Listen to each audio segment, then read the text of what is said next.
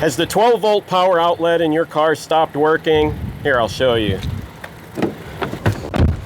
That thing right there, the 12-volt power outlet. Some people call it the 12-volt cigarette lighter power socket.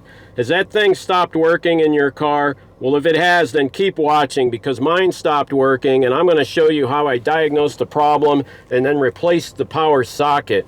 And if you have a Honda CRV, then you especially want to keep watching, because I'm going to show you how I removed the top of this center console so that I could have access to the back of that power outlet and replace the socket. Just a quick disclaimer, please see the full disclaimer in the video description. Hey, it's Rich here. I made a video about 9 or 10 months ago talking about how I heat up water for instant coffee when I'm sleeping in my 2017 Honda CRV. And in the video I showed this thing here. It's a beverage heater, 12-volt beverage heater. This end plugs into the 12-volt power outlet down there, and this end is a heating element that you put into a cup of water. It heats the water really quickly. It gets really hot, and I was really enjoying having it. But unfortunately, as I explained in that video, the 12-volt power outlet, that one there, stopped working. And I knew it was a problem with that outlet because I have a second 12-volt power outlet that's down inside here, way down in there. You can see it right there. And it was still working at the time. I was out on a trip, I was on the road, and I just used the second one down inside the console instead. And so, lo and behold, about 2 weeks after I made that video, the second outlet down here, it stopped working as well. I finally got around to looking into it, and I did solve the problem. I diagnosed what was wrong, and I bought new sockets, and in fact I've actually already replaced this one down here, but this one, that's the old one for now because I wanted to make this video. So I'm going to walk through the whole process to diagnose the problem with that outlet and then replace that socket. So anyway, the first thing I did when I started this job, I checked both fuses, and both fuses are fine. They're not blown, and so it's not the fuse. So just because the fuses are good doesn't necessarily mean that the power outlet is bad. There could be a problem with the wiring from the fuse box to the power outlet. And so the next thing I did was a couple of tests with a multimeter to see if I'm getting 12 volts at the power outlet. So the first thing I'm going to do is check if I'm getting 12 volts literally inside that power outlet, inside the socket. And then when I take the console apart, I'll check if I'm getting 12 volts at the back of the power outlet where the wires plug in. I'll check if the plug on the back is getting 12 volts there. And so I do that with a multimeter. And here I have this multimeter that it's a Radio Shack kit that I put this thing together when I was a kid. And I think this thing is 45 to 50 years old. But anyway, it's good enough for our purposes here. And so what we want to do is we want to check if there's 12 volts inside that power outlet. And so we set this multimeter to DC voltage, and the closest scale is the 50 volt scale. And so it's DC voltage, it's this scale here, 0 to 10 to 20. So if we're getting 12 volts, it should be up in there somewhere. So what we do is we just do a test on, you can see inside that socket, the center and the sleeve. And we just want to see if we're getting 12 volts out of there. And we want to put one probe down in the center. I'll use this hand. One probe directly into the center, the red one. So I have that on the center, and then we want to touch this one to the sleeve. And on the meter, there's no voltage. And so I've been through all this, like I said, and so I know this is a bad socket, but as you can see, we're not getting 12 volts. I've got the red probe on the center in the socket, the black probe on the sleeve, scratching it around to get contact, and the meter is not doing anything. Nothing's coming up on the meter. So we know we're not getting 12 volts inside the socket. And so the next thing I need to do then is go ahead and pull the console, take the console apart so that I can get to the back of that power outlet to see if I'm getting 12 volts at the back of the power outlet where it plugs into the wiring. By the way, I should mention that in checking this power socket, that I just did. I do have the engine running in the car. Some cars you need to have the ignition just turned on in order to get 12 volts there. I believe that's the way a Honda CRV is. Whenever I use it, I run the engine. For example, if I'm heating the water, that draws a lot of current, so I don't want to run my battery down. I know you have to have at least the ignition turned on in order to get 12 volt there. So as I said, the next thing I'm going to do is take the top of this console off. The way it works is you can see this seam here on either side, that groove. That's where it comes apart, and that runs all the way up here. You can see this line here, that's where it separates. And then over there as well, that's how the console comes off. Just this top part comes off with these cup holders. This door actually stays on there, so there's no screws holding it. The only thing that holds the top of this console on are these snap things that you have to basically pry up part of it, and then you can just pull the top of the console off. It's easier to pull from this side, the back, not the front. There's some hooks up here, and you can't get the front off. The way I found to do it was it comes off from the back and pulls up from the back is the easiest way to do it. The other thing is, I guess people use what they call trim pullers for this, which is sort of a plastic tool that you can shove into these cracks and then pry the trim apart, and then so you can get it started and then pull it up that way. And from what I saw in videos, it appears it's some sort of plastic tool, which of course I don't have. I don't have any of the correct tools for the job, but the closest thing I do have is this plastic putty knife. And so that's what I use to pull up this trim piece. I try to jam this plastic putty knife under there to pull up. Really, the way I get it started is almost by using my fingernails in this groove here to get the pulling started. So I'm going to go ahead and start pulling this center console piece up. The thing to know is that once I get it loose, there's two wires that are connected to this part of the center console. One, of course, is the 12 volt plug for the power outlet, and then the other one is there's an antenna mounted beneath there, and there's a wire that plugs into it, and that is for the keyless entry and keyless starting of the car. And so that has to be disconnected in order to get the top of the center console all the way off, and I will show that. But just know that once we disconnect that antenna, the keyless entry, you lose some functionality in the car, and a warning comes up on the dashboard that the keyless entry has been disabled. And so let's try to get started here. I'm not quite sure how I'm going to film this, but I'm going to try to get started with pulling this apart.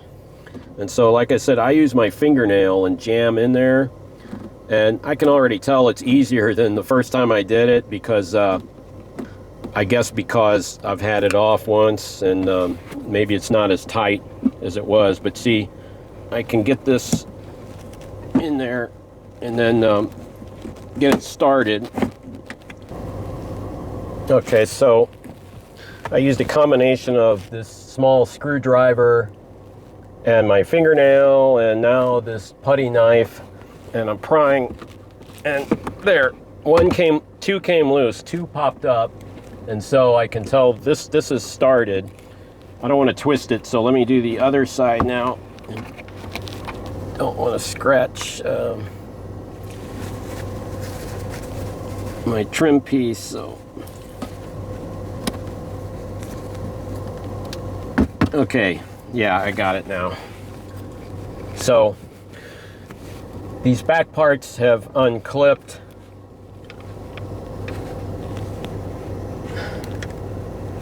And it just pulls up. And I think the front clips. There's one, and there's the other. Okay, so now this is loose.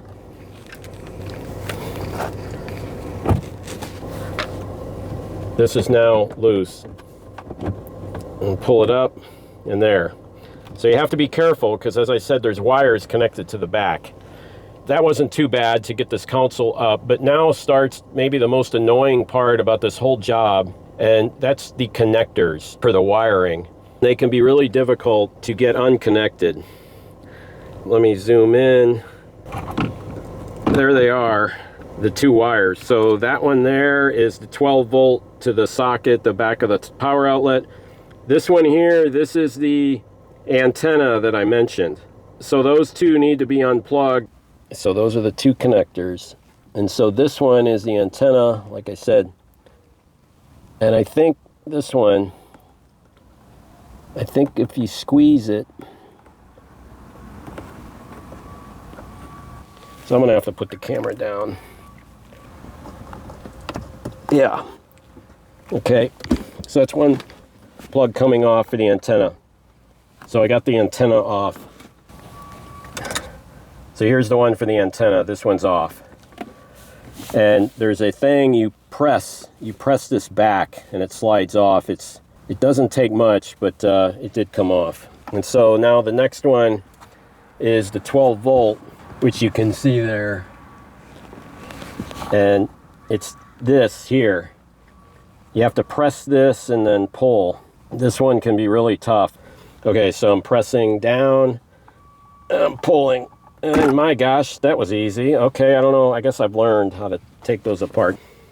I got them both off, so that's good news. So the next test I need to do is to measure if I'm getting 12 volts out of this plug. And the way to do that is to, of course, we have to turn the car on to make sure the ignition switch is on first, but then use the multimeter to see if I'm getting 12 volts out of this plug. That plug there, and then this is the power outlet socket. The problem is that the positive side of this plug is pretty big, but the negative side, I can't get the probes for the multimeter, I can't get them inside there. They just won't fit in there, so I can't measure it. So how I solved that is I take this plug and I put it back onto the socket, but only go halfway, not get it fully engaged, and that way these leads are exposed. And then I turn the car on and then I check if I'm getting 12 volt at these leads. So I'm going to take this lead and I'm just going to put this like halfway on. Right there. That's all the further I'm going to put it.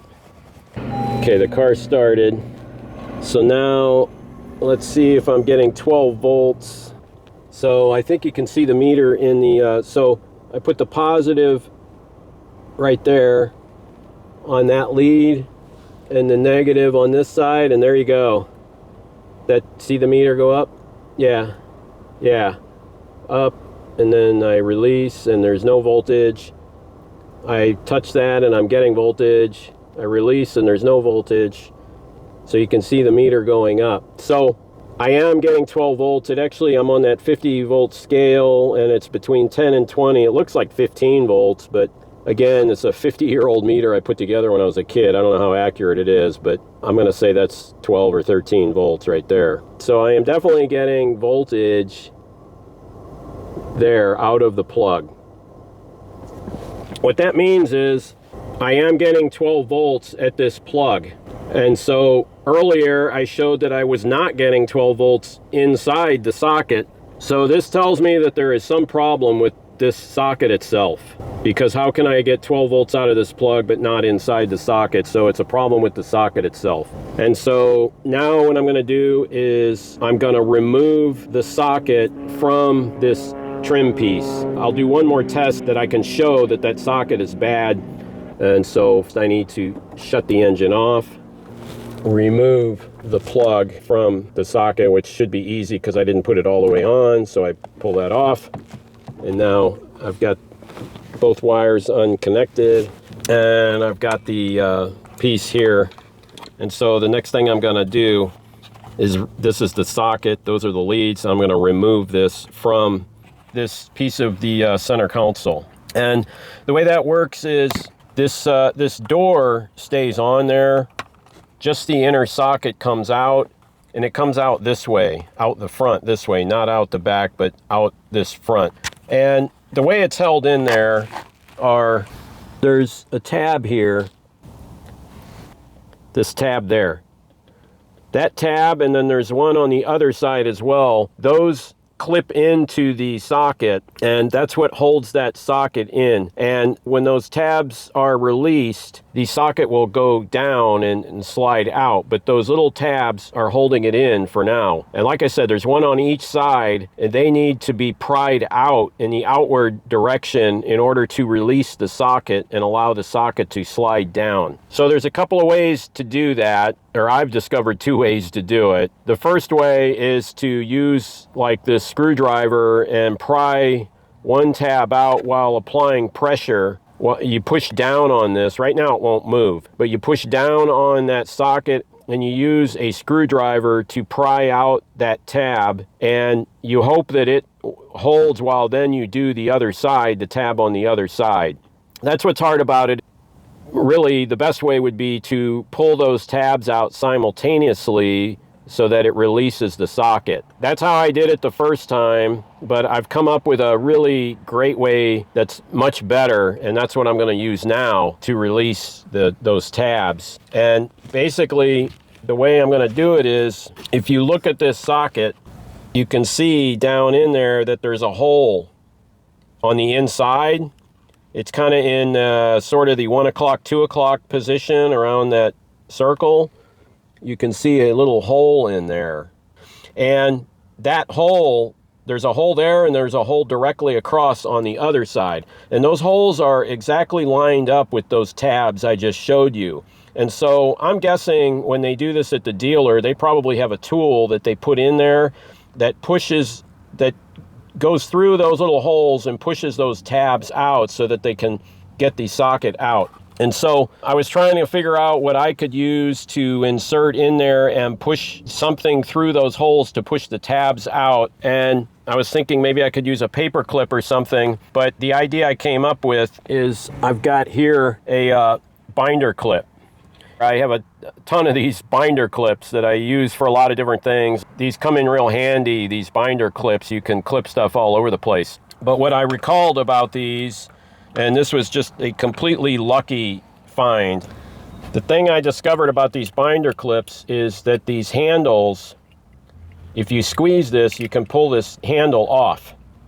And so that leaves just this part of the clip and set the rest of it aside.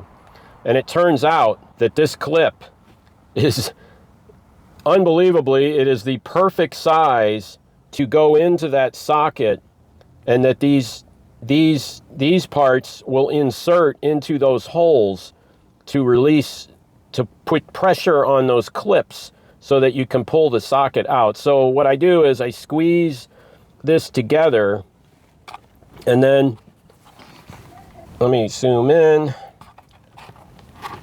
So I squeeze together and then I insert, and you can see that hole up there, and I squeeze these together and then I insert this in there, and it went in one, it's in both holes,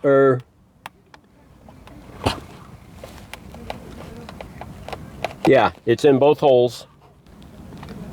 So that thing is in both of those holes, and so that's pushing those tabs out. And so then all you do is just pull the socket out, and there it is. There's the socket. I mean, that is the most unbelievable thing, that this binder clip handle is the perfect tool to use to get this socket out. And you can see that it's still in those holes. And so then you just squeeze this together to pull this out. And so it just, by luck, that's the perfect tool to use to get that socket out. And so now here we have the socket, and I'm going to show that this socket is bad, and to do that I'm going to use the multimeter to do it. And so the multimeter I'm going to set on resistance, put it on, like, I don't know, times 100 ohms or something. I guess they call this continuity. That just means when you put these together, the meter goes up. You can see the meter, it goes to 0 ohms. That just means there's a direct connection, these two probes, zero resistance when they're directly connected. And so I'm going to use that to show that this socket is bad. What I do is, there's 2 leads on the back of this socket. I believe this lead here this one here, that lead, I'm going to put the probe on that lead. And I believe that lead is the ground side. And so that's the sleeve inside. And so when I touch the probe to the sleeve, the meter goes up because there's zero resistance. So there's a direct connection between that lead and the inside sleeve of the socket. See? It goes up. So that ground lead is what you would think it would be. It's connected to the inside sleeve. So now I'm going to do the other lead. I'm going to do the positive lead.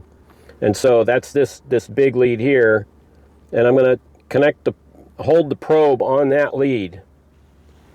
Then what I'm going to do is I'm going to put the probe down inside to the center of the socket, because that should also be a direct connection.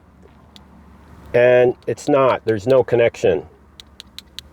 The meter's not moving, meaning there's infinite resistance. It's not connected. I'm kind of scraping around on that lead, but it's not doing anything. There's no connection. And so what that tells me is that the socket is bad. There's no, on the positive side, there's no connection from the positive lead to the inside center. It's just there's no electrical connection. So it's a bad socket. I don't know why, what happened, but basically between this lead and the inside down in there, there's no connection. So there's something between that bottom there, that metal plate, and this lead that's burnt out or something. It's almost like there's another fuse inside there that's burnt out, because there's no electrical connection from this lead to the tip down there, the center part. So it's a bad socket. And so it's time now. I purchased new socket for it, and so here it is. This is the socket I purchased, this Honda. You can see the part number there, this 39624 T5A J01. You can see that. And so this is what it came in, and it's a brand new socket. I got this at a dealer. I'll explain more about how much I paid for this and why I went to a dealer to get it, but for now let's install it. I'll explain the pricing later. But that's the part for a 2017 Honda CRV. That's the socket. And as I said, I bought two of these because the one down inside the console is bad, and I've already replaced that one and it works.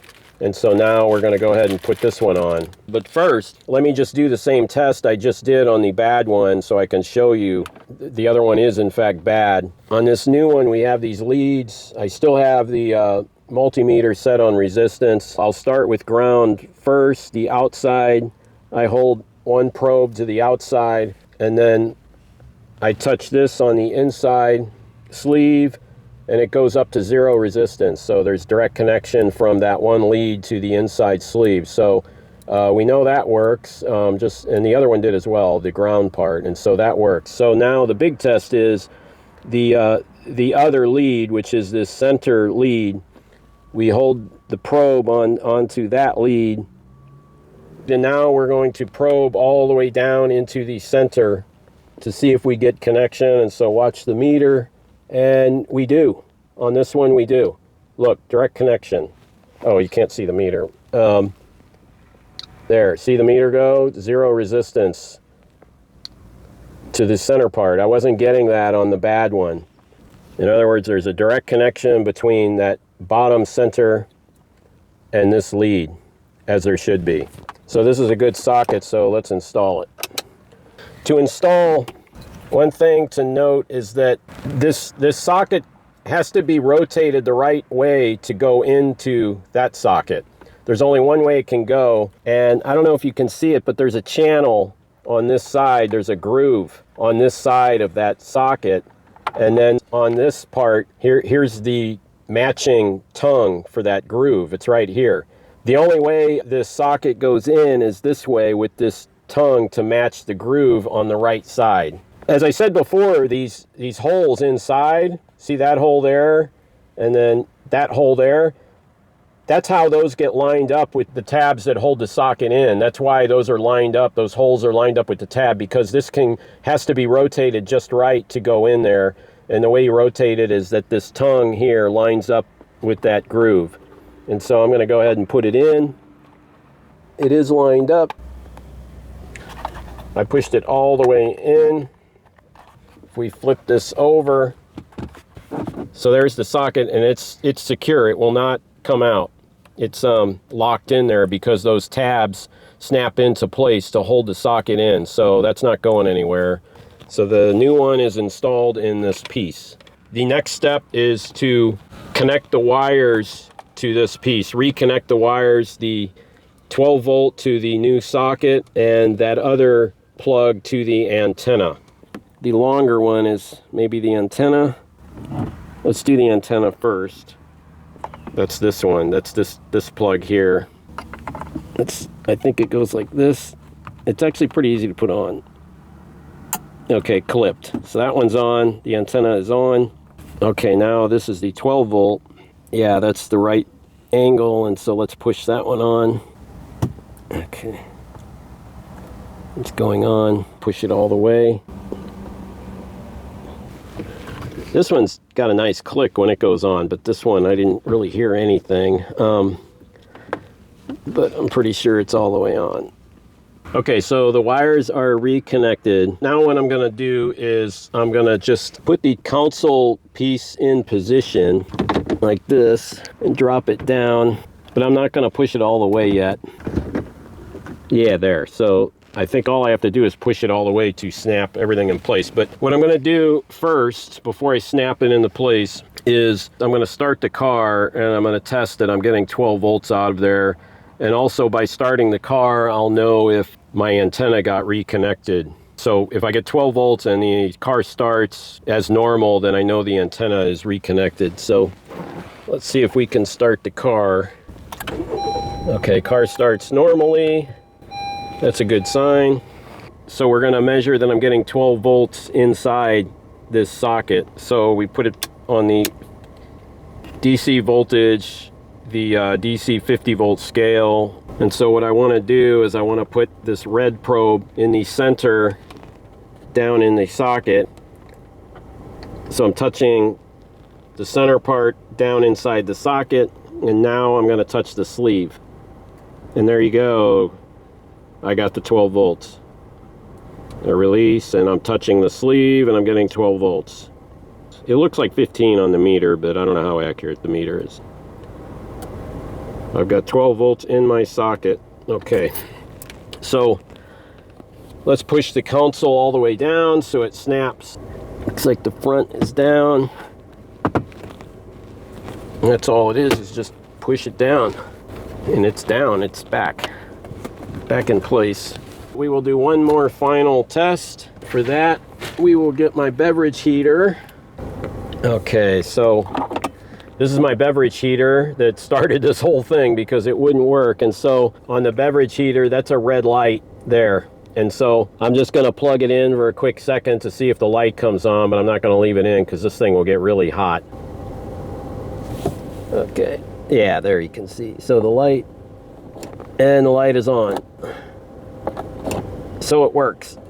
That's it, it works, it's installed. The reason I decided to get the socket from a dealer, I see them online, these sockets. I know you can find them and they're probably cheaper. I think I saw some on eBay for as cheap as like $10 or something. Who's to say it's a good socket? I mean, I could now sell my bad sockets on eBay for $10. And so I preferred to go to a local dealer near me so that if they didn't work, I could return them. But the way it worked was I called 3 dealers. The first dealer, the price was $36.99 each for these sockets, but I thought that sounded expensive, and so I called a second dealer, and the price was $24.51 each, and that already included a 25% do-it-yourselfer discount. And so that is where I ended up buying these sockets, so I paid $24.51 each. The other thing I wanted to mention is on the bad socket, I saw online that a lot of people have this problem, that these sockets go bad, and I've seen other videos where it's not the fuse, it is a bad socket. It's just kind of strange that the socket goes bad, but the fuse never blows, so I don't know why. So what I'm gonna do is tear one apart to try to figure out why the connection between that inside down there and this fails. I don't know why it's failing. If anybody knows anything about that, leave a comment below on why these sockets seem to go bad. Thanks for watching, and I will see you in the next video.